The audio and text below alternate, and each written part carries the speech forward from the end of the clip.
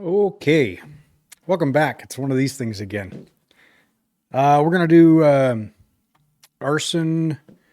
Basically, what to look for when you're responding to a call. It's basically arson investigation for the first responders. Um, we're just gonna talk about different things about what to look for. This is good for the AOs. It's good for the officers. It's good for even if you're riding backwards. This is good for you. Things to look for.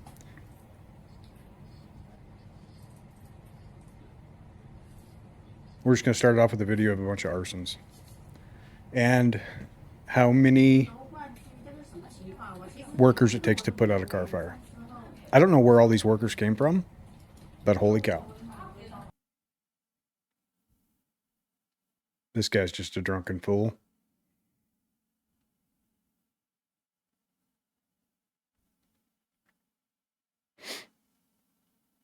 This video is pretty long. Well, it's not that long, but it's a few of these, but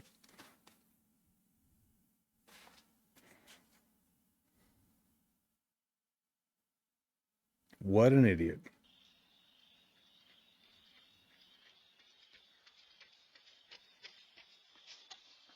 The reason I'm showing these, they'll make a little sense when we get to talking about it here.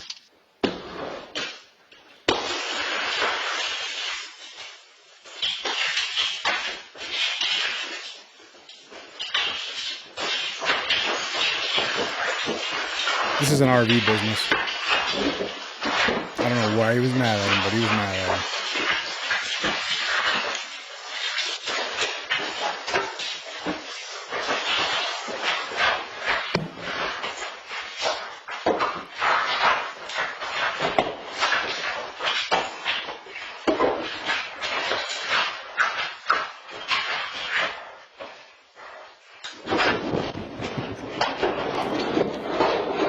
What an idiot.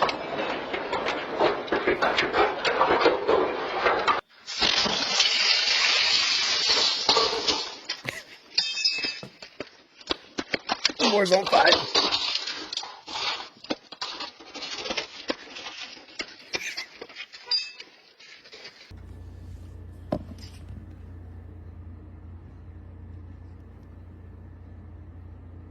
I'm gonna guess that's her boyfriend's car. What? Okay. Let's move on. What the? How do I move on? There we go. All right, fire investigation for the company officer, but this applies to everybody, not just the company officer. I got another video. This kid was curious. He didn't know if this stuff would burn. Basically, apparently this stuff, this foam they make, it off gases butane when they're done working it, when they're done making it.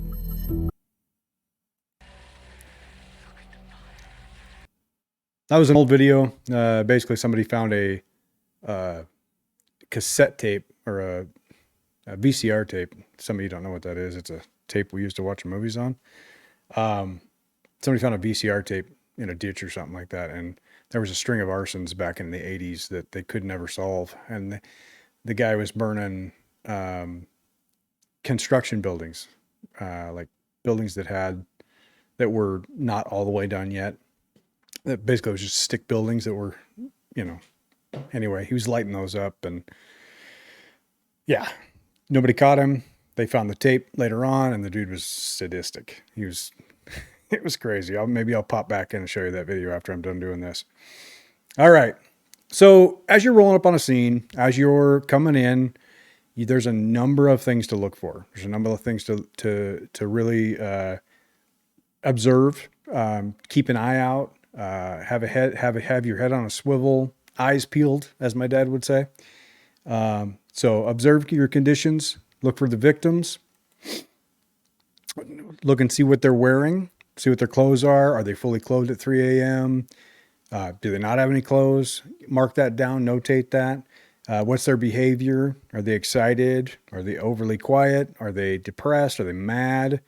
Are they angry? So keep an eye out for that. Really take a look. Do they smell? And I'm not talking like like homeless smell, or like, I'm not talking like voice in the watchroom after a latte smell. I'm talking like, do they smell like gasoline? Do they smell like, do they smell like liquor? Do they smell like any kind of ignitable liquid? Do they have any injuries? That's kind of why I showed you those videos in the beginning, because you saw those people were very close to that fire, and they're going to have singed hair. They're going to have red faces. So if they do have that, make sure you look at them, make sure they don't have any burns, make sure that you at least get their side of the story, so you know exactly what their side of the story is, whether they came out of the house, whether they were in the house, whether they were, they tried to go back in and get fluffy, so keep an eye out for that stuff. Yeah, if their story changes, if they, if they tell you they were in the house and then all of a sudden they say, no, I was walking by, just keep an eye out, keep a listen, hear them out. The people that are going to really hear this stuff with the victims is going to be the people in charge, AOs, the officers. But, as a firefighter going in interior, really pay attention to that too. You may hear it. Inconsistent behavior. Yeah, same thing. Another video. You notice with these videos, all these people are very close and kind of dumb. I don't know what this dude's problem was, but I don't know the whole story here. But they're very close, so they're gonna either smell it, or smell like it, So keep an eye out. I don't know what this dude's problem was, but he's probably mad because they wouldn't let him shoot up in that corner. Just saying. All right, witnesses. Keep an eye out for witnesses. An arsonist will generally, like a true serial arsonist, will come back and see their handiwork. So keep an eye out. I mean, you really learn that if you watch the movie Backdraft 2, okay? Or whatever the hell that stupid movie was. Anyway, so watch for, on your way in, watch for vehicles leaving the scene, high rate of speed, occupants, watch out for them, see what, if they are leaving at a high rate of speed, see who they are, see what they look like. You don't need to chase them down. You just need to observe and report, Paul Blart. Unusual activity, just people being crazy. Also look for dummies. If there's any stupid people like this guy, really look for stupid people. If your witnesses are burned, there's probably something up.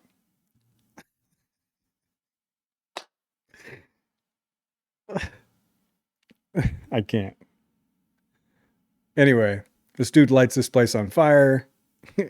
He burns himself and then he comes back and he's barefoot. He's got one barefoot going. And then he's like, move on over. I'm driving. Oh boy. All right. Big thing too is the reason we get called for like an arson investigation. When you hear me and Craig go out for a arson investigation, it's generally because of this is what the fire chief on scene or the incident command on scene has seen. The flame and smoke conditions are just way too intense, or there's multiple locations of origin of the fire. So keep an observation of the volume and flame, or the volume of flame and smoke. So if it's a modern house and it gets reported 30 seconds, you're there in 30 seconds and it gets reported as small flames, but when you get there, it's fully involved. That's something to notate. There's something going on with that for sure. We've had a few of these to where the fire just is so rapid that there's no way that just normal combustion, normal consumption of flame would do it. It has to take an accelerant. So we really take a big thing on that. The color of the smoke's a big thing. Depends on what accelerant they may have used. Height, location of the flames. Color, volume of smoke. Never said that twice. Unnatural spread, that's what I'm talking about. Just that crazy spread of fire. If it's just like too intense, generally when you get her whipped, you're going to smell something too. So especially if you have an unnatural spread. Multiple locations of the fire. That's a big one.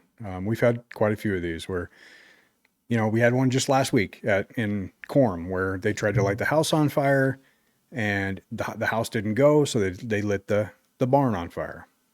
Well, it was caught on camera. I don't know if anybody was ever charged. Occupancy type. What kind of occupancy is it? Okay. The use of the structure. Is it a residential? Is it used for a business? They used to have a lot of these in the marijuana dispensaries because people would break in and then they would steal whatever they needed to and then they'd burn it down it's basically crime concealment. And the same thing happens with like murders and stuff. There's a category of motives with arson and, one's serial, one's crime concealment.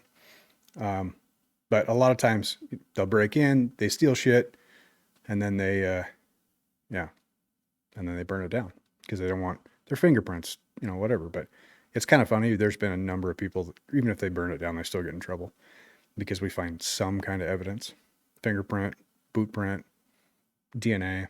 Anyway, so keep an eye on what kind of occupancy is, what it's used for.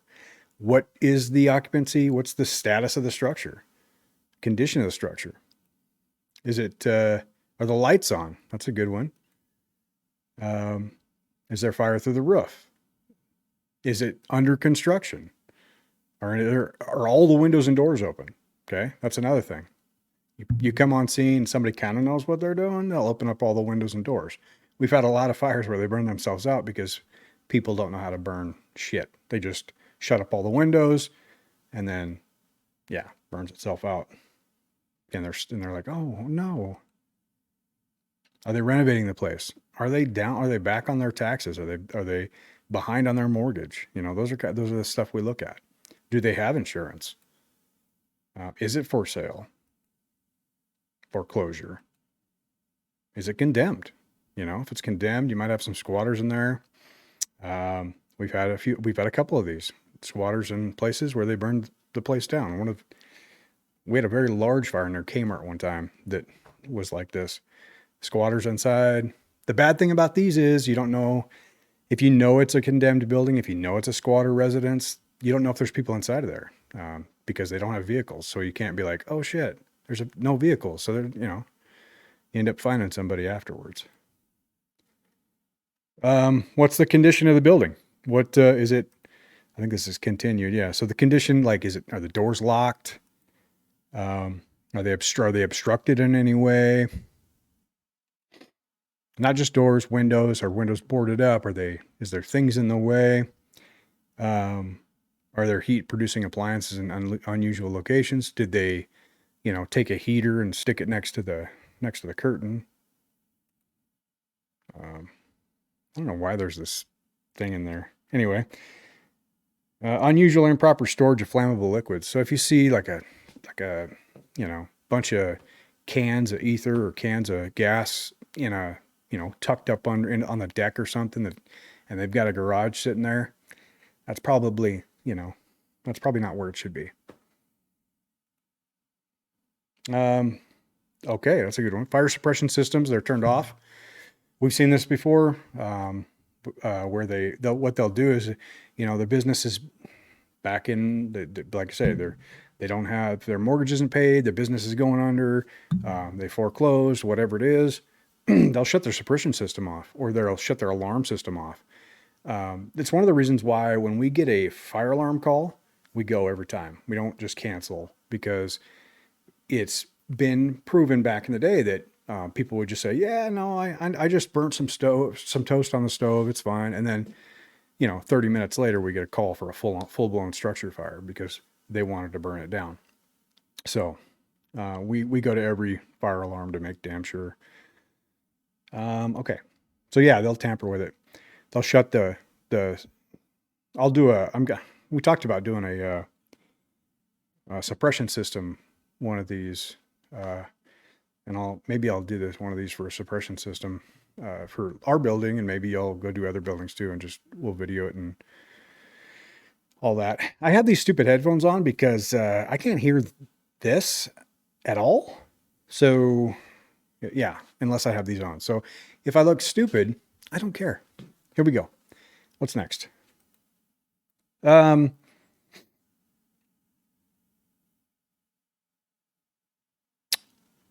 Combustibles concentrated in one area. Yeah, so in one area of a room. Okay, yeah. So if they've taken all of their stuff, I had a fatality fire like this one time. They took all the beds and stacked them up in one corner of the room, and they lit them on fire. So if you just see some weird stuff as you make entry, so it's not always the job of the officer. You know, as you make entry, really take note of what you're seeing when you go in there. Be careful on your overhaul. If you have suspicions of the fire, be careful on your overhaul. Don't start yarding shit out in the yard, because when I come as an investigator, I now have to take all that shit in the yard and put it back in the house and reconstruct everything. So make sure you're just be cautious if you're have any suspicions at all.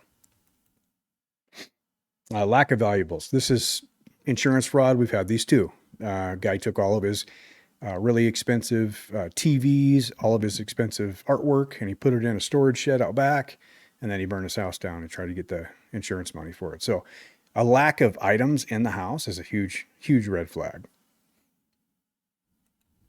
You know, the other thing you'll see too, because darkened smoke will collect the dust a lot faster than it will collect to a smooth surface. So if somebody's taken a picture down recently and there's no dust on that wall, you will see the outline of where that picture once was. And so it's really easy to look to see, okay, was there some remnants of this picture here, or did they take it down and put it out back? All right, here's a video.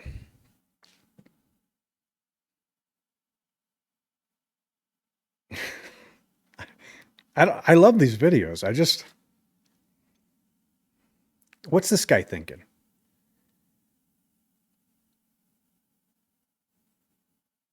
Throws the gas can, 2 gas cans, dumps one.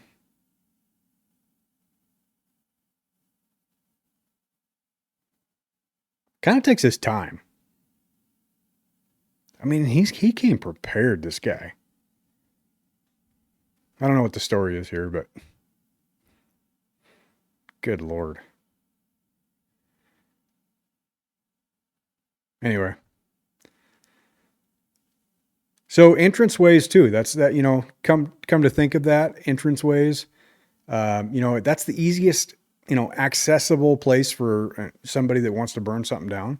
It'll be an entranceway, a doorway, a window, something where it's easy for them to get to, that they can start it up. Corners of buildings are another one. You know, if you see, you really want to look for things where there's no other reason for there to be combustion in that area. You know, nothing's going to spontaneously ignite. So it had to have came from somewhere. So anyway, that's what we're looking for in that stuff. Why is that going? Look out for jugs. Unusual characteristics of a scene. Presence of containers, milk jugs, gas cans. So what you saw that guy do, he threw those, you know, 3 gas cans in there. Look out for that stuff, you know, and those things are going to be melted to the ground. You know, they'll be red, they'll be yellow, but they'll be fully flat, pancaked to the ground, melted down. So if you see like an abundance of that kind of in your area of origin, it's another red flag to look out for. Altered utilities is another one. Did they shut the power off? Did they overload something? Did they do it on purpose? Did they break the handle on the gas so you couldn't shut the gas off? Or the forced entry. Is there any broken doors, broken windows? This is when I talk about that entry area, like that's kind of their go-to spots. Exterior burning. We see a lot of exterior stuff burning when it comes to these. I mean, people are just lazy. Arsonists are lazy unless they're good at it. But they'll burn the side of a house down or whatever. graffiti or tagging. This is kind of that vandalism style arson. So if they, we saw this on one up on Trumbull Creek. They didn't like this guy because he didn't like Trump. So they tagged his house one day. They ripped his flag down the second day. Third day, they burned his barns down, killed his pigs. So watch for that stuff. These are red flags. As you're coming into the scene, look for these kinds of things. I mean, you're not going to know everything, but just kind of like keep an eye out. Be like, oh shit, there's some stuff going on there. Look out. Incendiary devices. That could be anything. Matches, lighters, sparklers. It could be just anything that's going to cause rapid combustion, the rapid combustion process. If you see something funky, it looks like something crazy, just notate it, tell the command, tell somebody, call me, pray to God, whatever it is, tell somebody about it. You're not going to know every single, there's been lots of devices that have been created over the years that have worked very well for starting fires. There was a guy in California, serial arsonist. He was actually an arson investigator.